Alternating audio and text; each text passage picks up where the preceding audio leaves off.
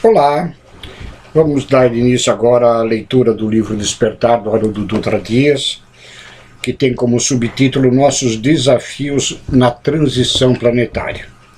E agora nós vamos para o capítulo 9, que se denomina Qual o Sentido da Sua Vida?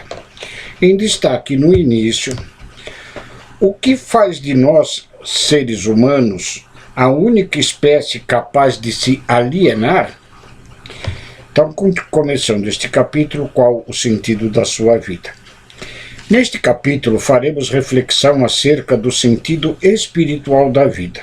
Emmanuel, no livro Em Pensamento e Vida, psicografia do Chico Xavier, nos propõe que o universo pode ser compreendido tal qual uma cadeia de vidas ligadas à grande vida. Outro dia eu vi um casal que trazia nos braços uma criança com 1 mês de vida.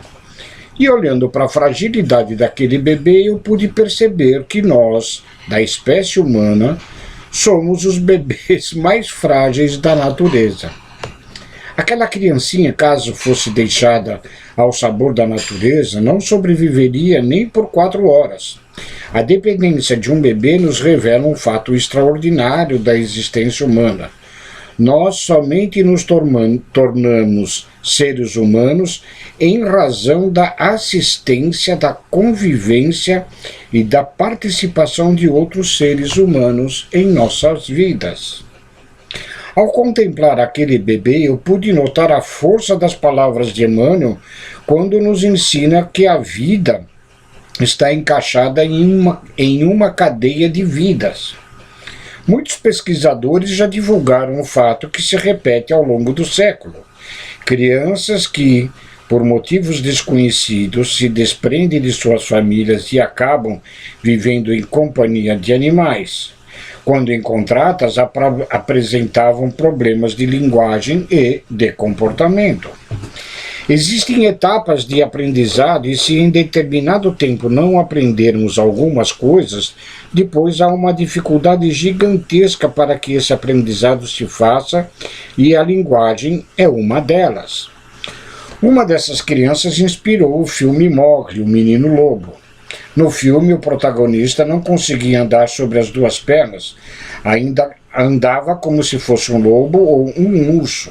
Não se comunicava, apresentava profunda dificuldade de expressar emoções humanas, demonstrava enorme medo da espécie humana, preferindo o isolamento.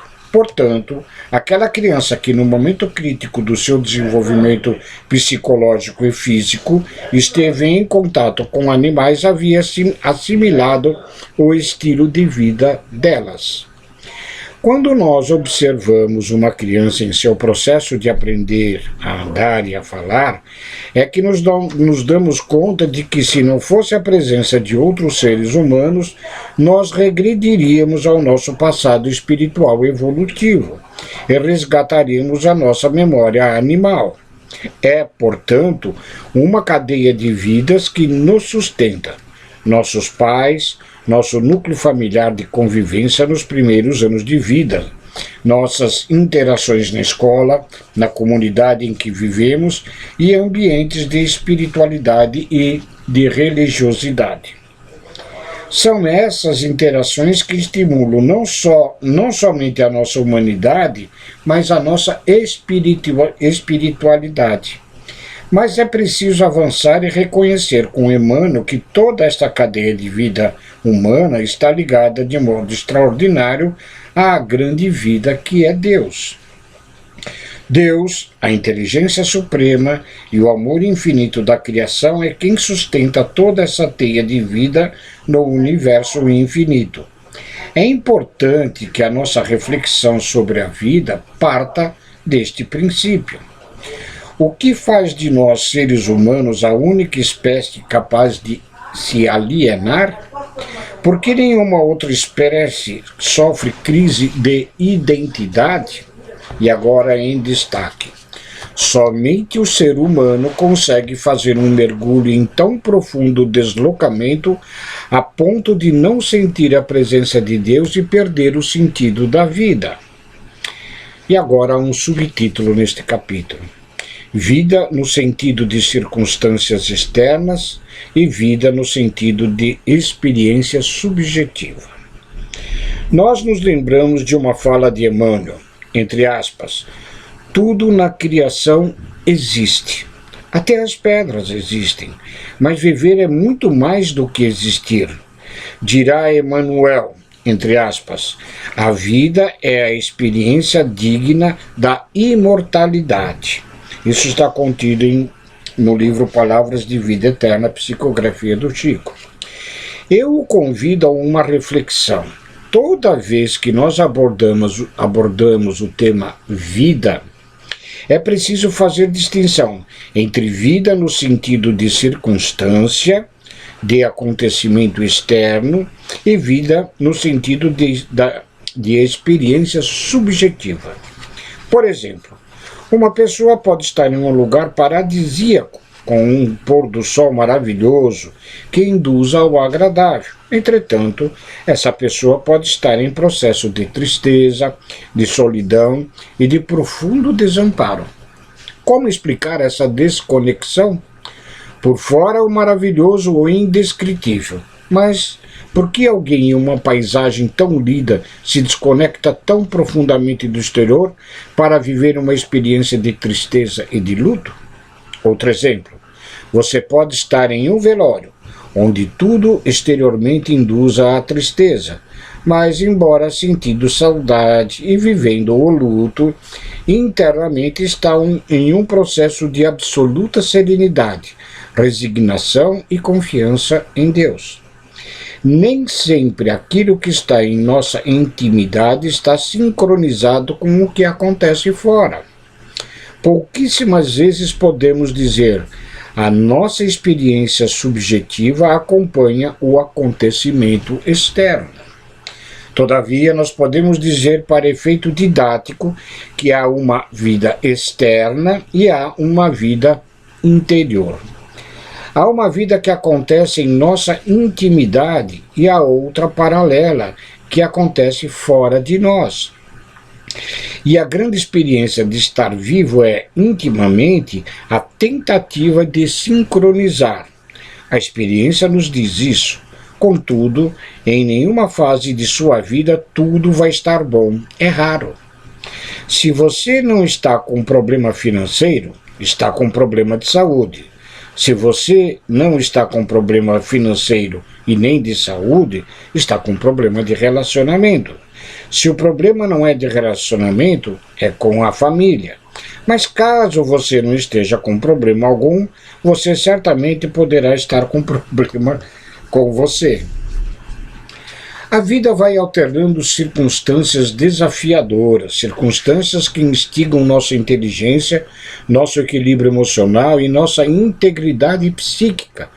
Estamos constantemente sendo desafiados pela vida. Por quê? E agora em destaque. Porque a experiência do corpo físico é educativa e não há aprendizado se você não for desafiado. Desafio no sentido de ser estimulado a se melhorar, para aprender coisas novas. Sair de sua zona de conforto é ter de se reinventar, se transformar, renovar. Transcrevo a seguir alguns parágrafos do capítulo 18 do livro Fonte Viva, que é um livro de Emmanuel, Psicografia do Chico, para comentar essa perspectiva acerca da vida que acontece dentro de nós, que nem sempre está em sincronia com a vida que acontece fora de nós. Emmanuel salienta o versículo 4 do capítulo 4 do Evangelho de Mateus. Não somente de pão viverá o homem, mas de toda a palavra que sai da boca de Deus. E a mensagem se chama, entre aspas, não somente. E aí abre aspas. Não somente o agasalho que protege o corpo, porque o agasalho que protege o corpo é experiência exterior. É importante, mas não somente, mas também o refúgio do conhecimento superiores que fortalecem a alma. Fecha aspas. Muitos de nós têm 1, 2, 4, 5 agasalhos, mas quer viver sem conhecimentos superiores para fortalecer a alma. Porque a humanidade hoje, a da transição planetária, atingiu o ápice do materialismo. Muitos acreditam que a vida material basta por si só, e é por isso que nós atingimos neste século o mais elevado índice de depressão e de tristeza. Jamais na história humana nós tivemos milhões de pessoas lutando contra a depressão, embora tenhamos acesso a tantos recursos materiais. É um disparate. É preciso prover a vida externa, mas também a vida interior. E a vida interior pede um agasalho. Contra que frio? Porque você precisa de um conhecimento superior para fortalecer sua alma, para se proteger de que frio? O frio da perda de um relacionamento, por exemplo, jovens que ingressam no primeiro namoro, como o rapaz que é rejeitado pela namorada, ou a moça que é preterida pelo namorado e que se suicida, porque não suportou o frio do abandono. Alguém que perdeu um ente querido que não suporta o frio da despedida provisória, ou alguém que sofreu um revés financeiro e não suporta o frio da perda. Por quê? Porque se alguém se concebe, essa pessoa se enxerga tal qual um amontoado de células biológicas que acabam no túmulo.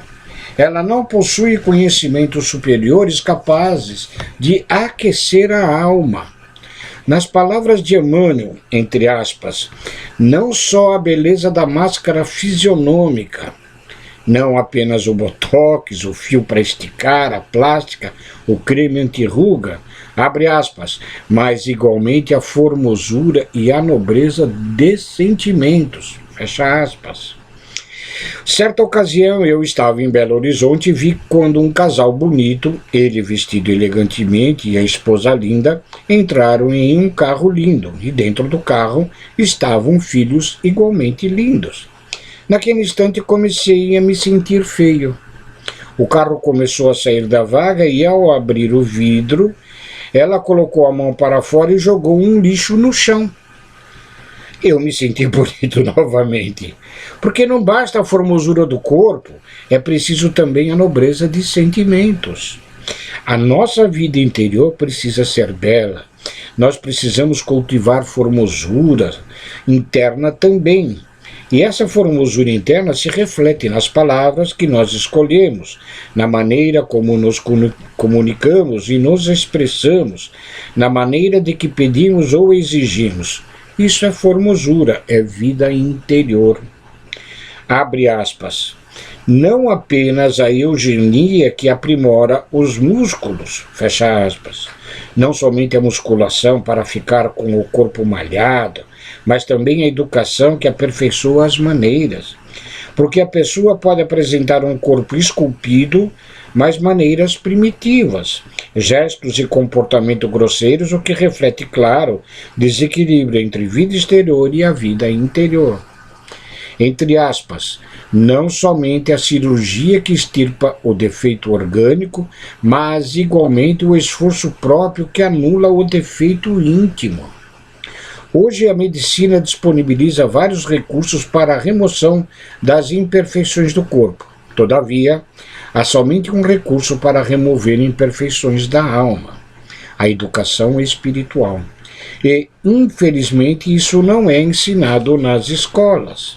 A maioria dos pais atuais ensina os filhos a serem peritos no vestibular, peritos em passar no concurso, mas não dão ferramentas para extrair defeitos morais, defeitos de caráter. Abre aspas.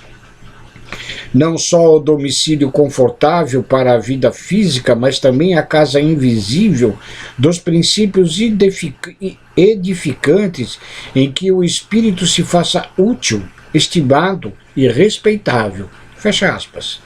As pessoas precisam nos respeitar, nos estimar e perceber que nós somos prestativos e úteis. Abre aspas.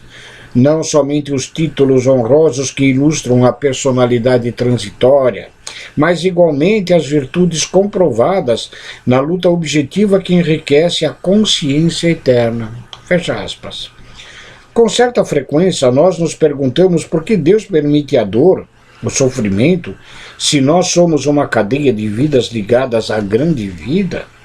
Por que esta perda de um ente querido, uma doença, um revés financeiro? Por que uma dificuldade afetiva, uma inibição física? Por quê? Porque esses são recursos da evolução para aprimorar e fortalecer a alma. E em destaque, não fossem as intempéries, as dificuldades, ainda estaríamos nas cavernas, sem aprimorar a nossa inteligência e sem embelezar os nossos sentimentos. Esses desafios da vida são os que nos proporcionam experiência e nada melhor, nada mais belo do que uma pessoa vivida e cheia de experiência que já enfrentou inúmeras dificuldades. Porque essa pessoa que passou por muitas dificuldades na vida e as venceu e as superou com integridade, é um ser que emana serenidade. Ela é serena, ela é profunda. Entretanto, quem não passou por desafios é superficial. Somente a experiência e a dificuldade conferem profundidade. E quer compreendamos ou não, apenas a dor ilumina de um modo especial o nosso coração. Todas essas aquisições que a dor nos traz podem ser definidas como a beleza oculta.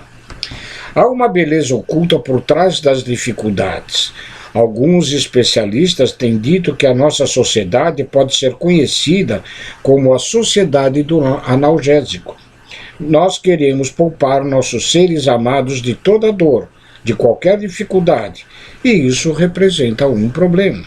Em verdade, nós chegamos a um ponto em que tentamos a todo custo evitar os obstáculos, e o resultado é que tem muitos jovens sem preparo para o enfrentamento. Nem sequer resistência psíquica para tirar nota ruim na faculdade. É preciso refletir a respeito, é preciso refletir sobre esta vida interna. Abre aspas. Não só o aspecto agradável, mas igualmente utilidade viva, não apenas flores, mas também frutos, não somente ensino continuado, mas igualmente demonstração ativa, não só teoria excelente, mas também prática santificante, não apenas nós, mas igualmente os outros, disse o mestre. Nem só de pão vive o homem. Apliquemos o sublime conceito ao imenso campo do mundo. Bom gosto, harmonia e dignidade na vida exterior constituem dever. Fecha aspas. Bom gosto, harmonia e dignidade significam dever. Nós temos o dever de cultivá-los. Contudo, humildade não é sinônimo de desleixo. Mas nós não nos esqueçamos da pureza, da elevação e dos recursos sublimes da vida interior. É preciso equilibrar o que está fora com o que está dentro, para que possamos nos dirigir para a eternidade. A doutrina espírita possui um conjunto de ferramentas capazes de ajudar a vida interior do ser humano. Recursos que tornam possível enfrentar a tristeza, a angústia, a solidão, o abandono, a saudade, a perda, o revés. Por quê? Porque a doutrina espírita retira a dificuldade? Não, ela não retira a dificuldade, mas o desespero. Com o desespero você perde o sentido da vida. Em destaque, a perda do sentido da vida é fruto do desespero. A criatura, ao ser confrontada com certa dificuldade, sem encontrar a saída, entrega-se ao desespero que pode levar à desintegração psíquica, ao suicídio. Porque existe o suicídio exterior, mas também existe o suicídio interior. O suicídio interior é quando você perde a sua autoestima. a alegria de viver, a capacidade de se encantar com as coisas simples e com as dádivas da natureza.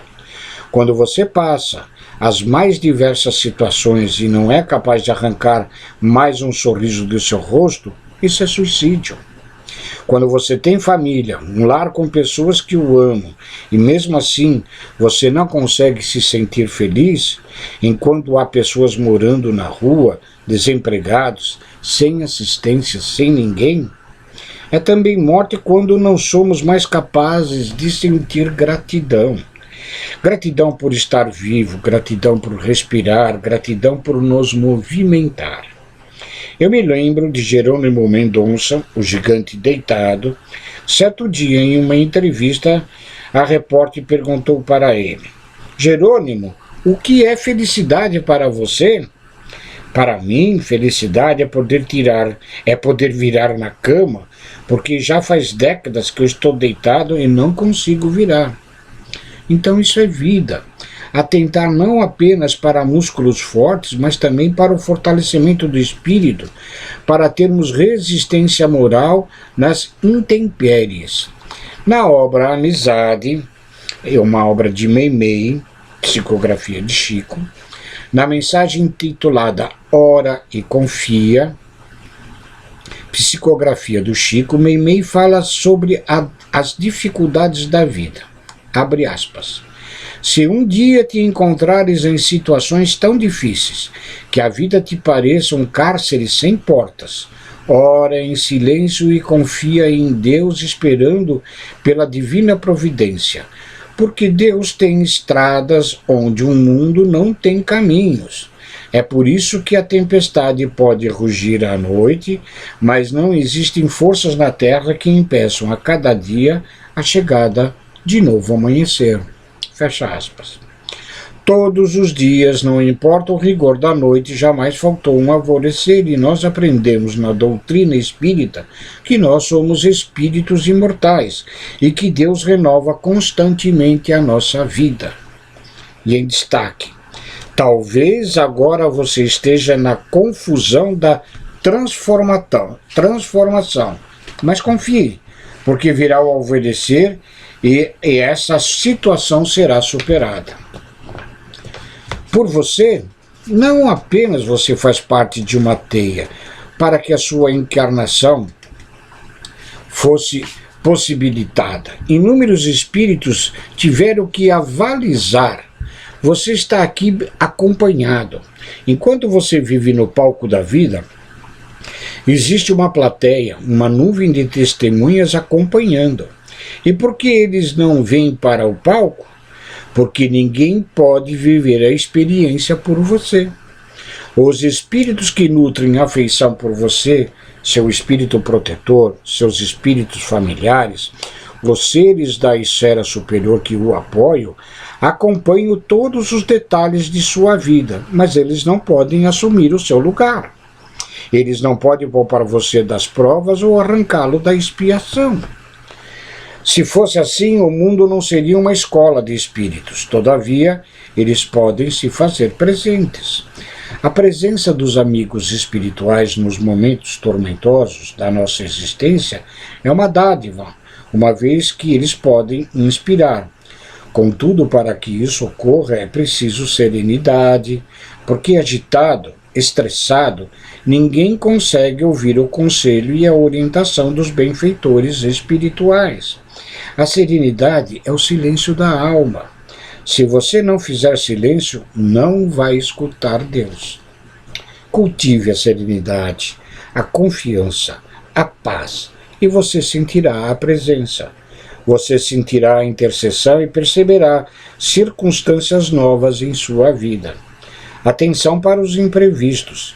Pequenos imprevistos na vida podem ser grandes recados. Um avião que você perde, uma consulta que foi cancelada, certo impedimento para chegar a um local. Você não tem a visão do conjunto. O que nós julgamos ser algo ruim pode se revelar grande dádiva. Particularmente, eu aprendi uma lição. Há somente uma maneira de Deus depositar bênçãos em suas mãos. Elas precisam estar vazias. Por conseguinte, sempre as dádivas são precedidas de perdas. E em destaque, toda vez que você se aproxima de Deus, Ele tira um pouco de você e coloca um pouco dele. Mas a maioria dos encarnados não está preparada para perder e, portanto, deixa passar a grande oportunidade de ganhar um pouco de Deus. Esse é o aspecto mais profundo da existência corporal e capacidade de resignação. Muito se tem falado de resiliência, mas pouco de resignação. Somente é verdadeiramente resiliente o resignado, porque a doutrina espírita nos ajuda a entender que há coisas na vida que você tem que aceitar, ponto final. Nós queremos nos manter psiquicamente saudáveis, porém, temos assistido a uma multidão gigantesca perdendo o sentido da vida. Por quê? Porque milhões de pessoas estão congeladas no passado, viveram uma experiência traumática e não conseguiram sair daquela situação. Passaram-se 10, 15, 30 anos e a pessoa ainda está lá, estagnada. É semelhante ao motorista que dirige olhando apenas para o retrovisor. O seu olhar congelou no passado. Há também milhões de criaturas que vivem sem conseguir se libertar da mágoa e do ressentimento.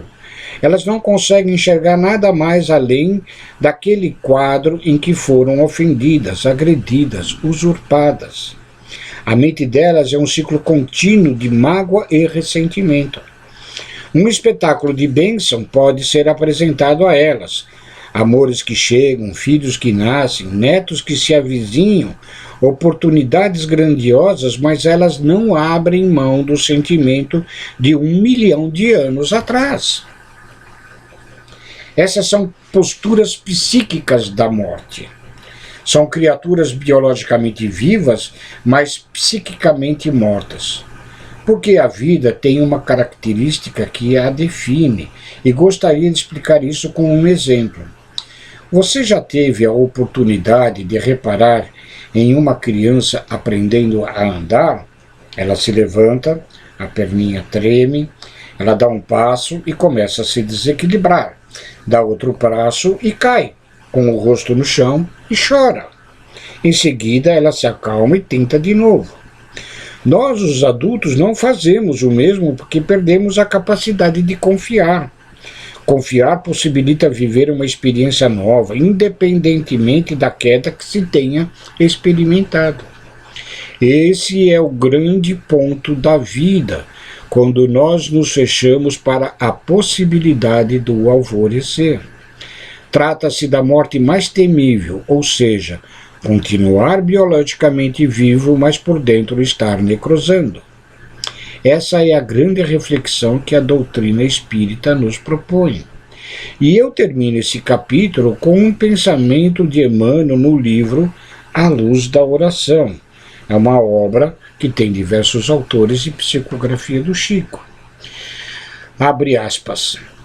Não ouvides, não te esqueças que a permanência na Terra é uma simples viagem educativa de nossa alma, no espaço e no tempo. E não te esqueças que somente pela oração descobriremos a cada dia o rumo que nos conduzirá de retorno aos braços amorosos de Deus. Fecha aspas. A nossa existência física está delimitada. Ela é uma viagem. Graças a Deus, em nosso bilhete de vinda, não conseguimos enxergar o dia da volta, mas ele está marcado. E que esta viagem possa ser uma viagem com rumo, porque a pior coisa que tem é navegar sem rumo. E Haroldo termina em destaque.